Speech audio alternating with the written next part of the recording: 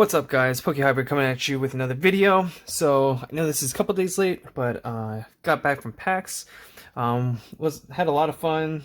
I did participate actually in one of the sealed events for Pokemon Silver Tempest.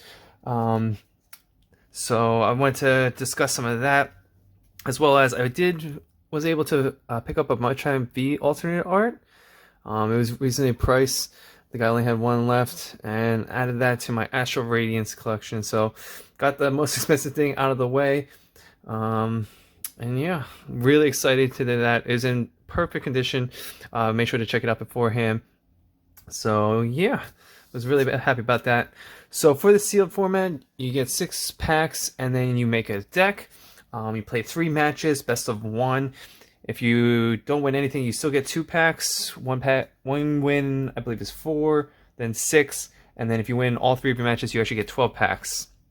And your guy was able to actually win all 3 of his games. I'm gonna go over the deck and how I did it, and I actually was able to win 12 packs. They actually gave me the booster box just to hold the packs, just because I won so many. Also, so in my packs, I was lucky enough to pull a full art Omastar V, which is actually new to my collection. So I didn't play it because I didn't want to scratch it. Actually didn't bring my sleeves because I wasn't even planning to play. But I pulled this, kept it in pristine condition, and was able to buy sleeves at the event and pull that. There was this kid next to me that actually pulled 2 secret rares. He pulled the Grimjaw Bog Gold secret rare, as well as the Superior V-Star secret rare, the rainbow one, as well as a Superior V-Star regular. But he couldn't play those. Unfortunately, he didn't have the basic to evolve it from. And with the Ditto draft mechanic, you can't do that to anyone with any Pokemon with a rule ability. So he wasn't actually able to use his 2 V-Stars in the matches. But it was just crazy. Like, out of 6 packs, he pulled 2 secret rares and a V-Star, which is just insane. I can't really complain. I pulled a full art as well as a V, and this was my MVP. So I'll go over that. So with Regieleki V's attack, Lightning Wall for 3 energy. You do 100 damage, but during your opponent's next turn, this Pokemon takes 100 less damage from attacks. So this is just insane. In the sealed format, there's not a lot of things that actually do over 100 damage. So basically it negates all damage. And even if you do over 100 damage, it's only taking, what, maybe 20, 30, at most maybe 50 a hit, and he has 200 HP, which is just insane.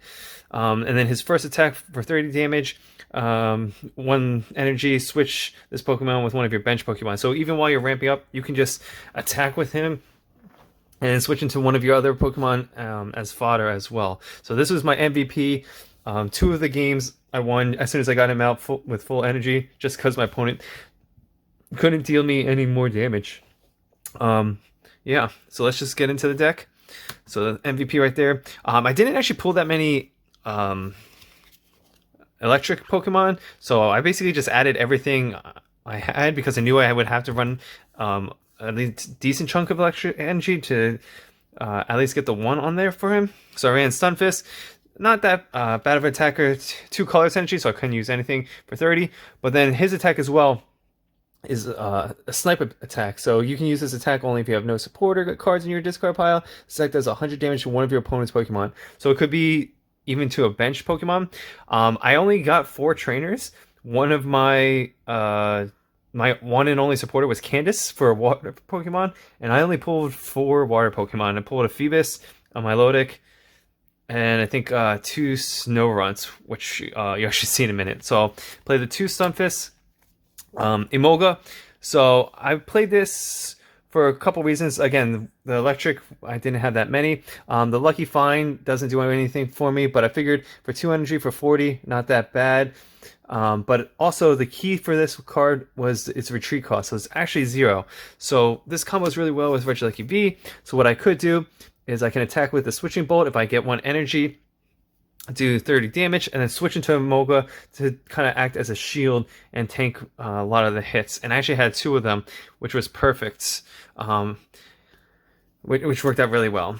I have the Rotom, so this is actually really good, decent attacker, decent HP, and then it's this is basically acted as my supporter.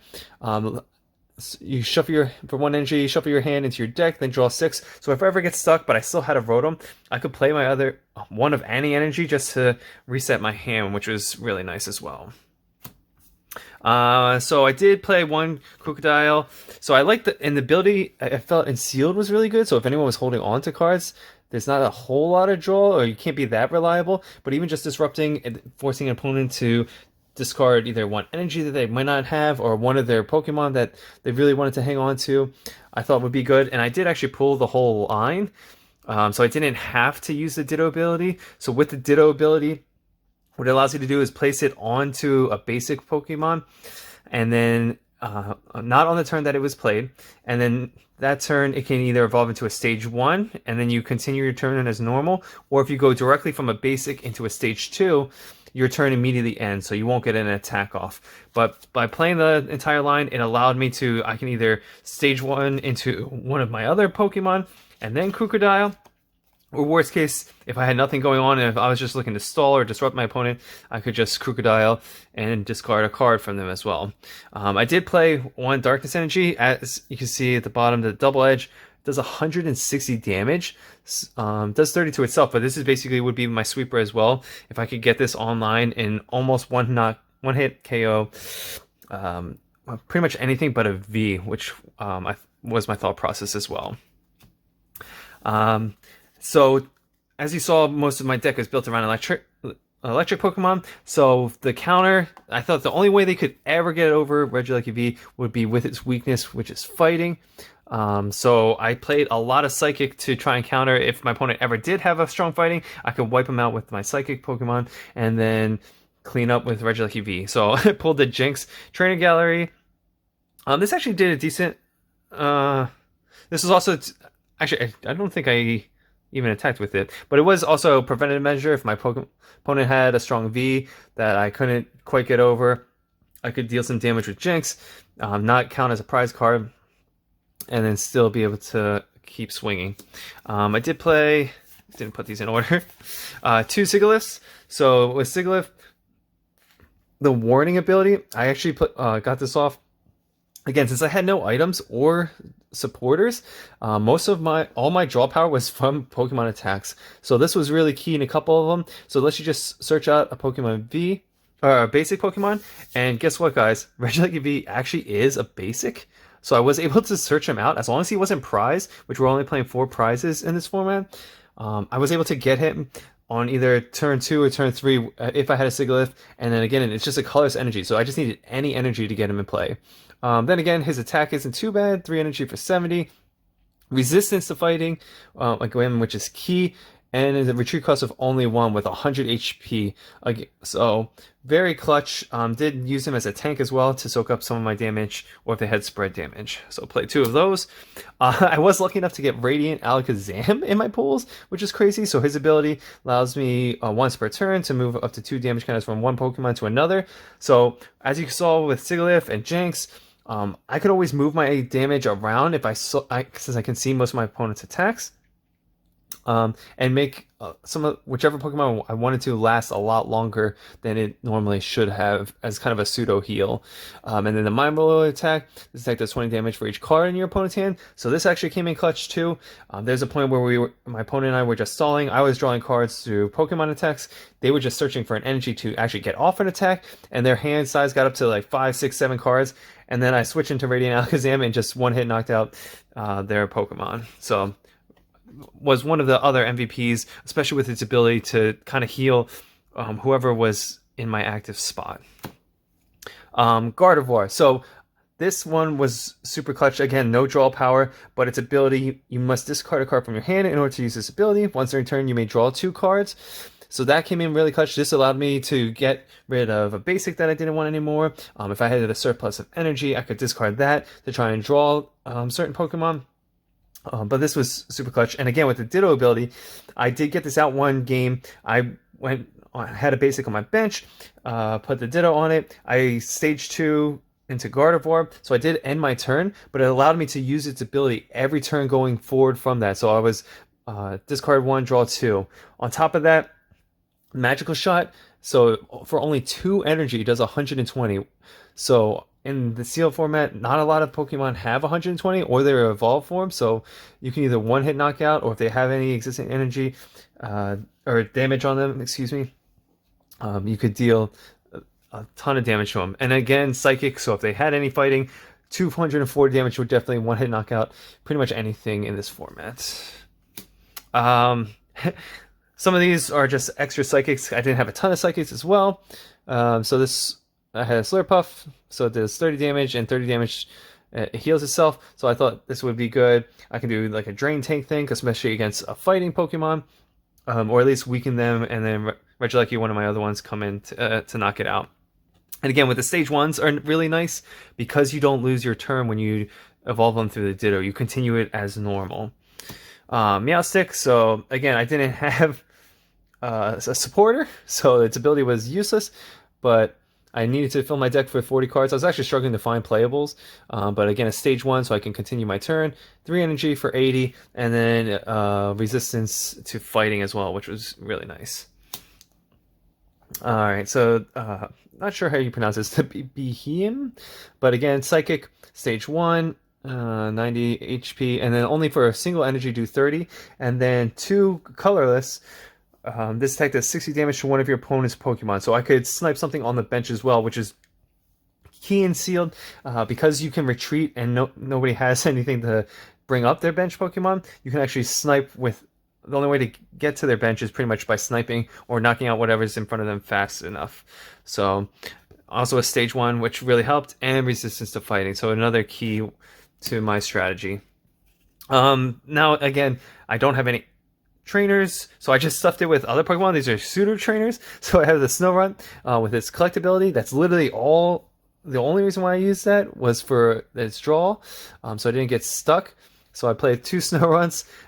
It does cost me an energy, but luckily it's colorless, so I could use any energy in order to draw. Not my ideal starter, but again, it allows me to get set up and start going through my deck to get what I need, or to find my Regieleki V. Durant. So Durant was actually super clutch. I actually would have made one other change to my deck, which I'll let you know in a second. So this is colorless. Search up to 2 basic energy, reveal them, and then put it into your hand and shuffle. So one time I had an opponent that was, in my second match, stuck with finding energy. So I sent up Durant, just kept attacking. I attacked maybe 5 or 6 times with Durant, drew basically my whole deck of energy, so I was stocked. But I didn't have any other Pokemon in my hands, so I was trying to clear my deck of the energy, so I was able to draw the Pokemon that I actually needed to attack with and win, as well as getting stocked up. If I were to make one change, I would probably add 1 grass energy. I actually didn't add any grass. I literally was just using it for its first attack. So that way, if I could, because you get to choose which energy, so I could have just added a single grass, added it in, and then started attacking with it if I needed to. Funny enough, I never added the grass energy, so I just kept attacking with it. I even stalled out long enough where I was just able to retreat and then start attacking with Regieleki V and my Psychic Pokemon. So I played 2 Durants just for the energy digging, which was super clutch. And now, again, so these last 2, I just tried to fill my deck. I didn't know what else I could do. I was literally relying on Psychic and Electric Pokemon for attacks. I did play the Smeargle, so again, like a pseudo supporter, I gotta look at the top 5 cards and attach any number of basic energy. So just a way to energy accelerate, similar to the Durant, but this way I almost guarantees 5 cards. So there should definitely be, with playing 17 energy, an energy card hopefully there to accelerate and kind of guarantee attachments, because in sealed you kind of need to set up your next Pokemon. So even if you set up your first one and start attacking, if your opponent is ever able to knock that out and you don't have one ready to go, you could lose right there just by drawing nothing but Pokemon and never getting a second Pokemon set up, or maybe just getting enough to get 1 attack off but might not be able to knock it out. And then you're still going to end up losing the match. So that's why I played that. Didn't actually end up using them. And then the Hail Mary, which I didn't even see this until someone next to me was talking about it, and I was able to use it or read it. So Swablu is the Hail Mary in the dark if you're ever losing and you need something, or you know you can't knock anything out with one hit. You can take a Hail Mary shot on the continuous spin. So you flip a coin until you get tails. This attack does 20 damage for each heads. So basically your goal is to just flip 100 heads or however many you need in order to win or in order to knock out that Pokemon. So I thought it was a funny tech, something that might surprise the opponent, or you could get off big damage. I didn't actually end up using it, but again, because it's basic, I can use a Ditto to evolve it into one of my Stage 1, so not the worst thing in the world either. And like I said, I ran 17 energy, so I ran a bunch of electric, ran a bunch of psychic for all my psychic Pokemon, and then I did run a single darkness. So I thought of it for my Crocodile, but I didn't think about it for my Durant. But yeah, and again, first match, I was able to get the Regieleki V searched out through my Sigilyph. Eventually powered him up through drawing electric energy. It retreated on my Sigilyph, put out Regieleki V, and just clean swept. Was able to deal 100. He had some healing attacks, so but he could never deal over 100 damage in a single attack. So my Regieleki V basically won without taking any damage. I think there was one that it did like 120, but then 20 to itself. I forget which it was. And then I had my Radiant Alakazam that could just move it off Regieleki V onto one of my bench Pokemon. Second game was the game that I stalled out. They didn't get enough energy to attack. So they kept drawing, but no supporters, nothing to accelerate them, no attacks that were even powered up on either their active or their bench. So they couldn't even attack me while they were searching for the energy. And I just searched through my whole deck basically with Durant, had a handful of energies, started drawing my own Pokemon, powering up stuff. Regieleki V was actually prized, so I started attacking with my Alakazam. That's where I said the hand size was huge, was outgoing pretty much everything. They finally drew an energy, they went down. On my second prize, I actually got Regieleki V, so I started powering him up while attacking with the Alakazam, Radiant Alakazam, and then I was able to switch into Regieleki V, and it was all downhill from there. They couldn't get another thing set up. Last match, what happened last match? Oh, I had my Snorunt. Wanted to draw cards with it, but he actually had a fast, I think it was a Wailmer to attack with, so he's was able to knock it out in a couple turns. Only drew one card off the Snorunt, unfortunately, because I went first and wasn't able to attack. But I was luckily able to, I think it was the Sigilyph as well. Did I get the Sigilyph? Oh, no. I was able to stall, so I think I did send out the Sigilyph, but just to soak damage, or the Jenks, because it has 100 HP. But then I was able to get my Gardevoir out. It ended my turn, but the next turn, I skipped one of my attacks with Snorunt to draw in order to get my Gardevoir on my bench. And with Gardevoir on my bench, I was just able to draw through a ton of cards and get rid of basic Pokemon that I didn't actually need or wasn't planning on playing, like my Smeargle and Durant and such. I was able to get the 2 energy on her, started attacking for 120, and then eventually drew into my Regieleki V. So when Gardevoir, I did retreat with it so I could continue going through my deck with its ability. But once I went into Regieleki V, it was all over. He had a bunch of water Pokemon as well as nothing that could actually deal over 100. So I just won with Lightning Wall, which is so overpowered in this format. But yeah, let me know what you guys think. I still owe you the binder videos, and I'll show you with the addition of the Machamp V. So that's why you know this is the only one so far that I have purchased that I haven't pulled myself. And then this one I actually pulled in the event. All right. Thank you guys so much. Like, subscribe, and I'll see you next time.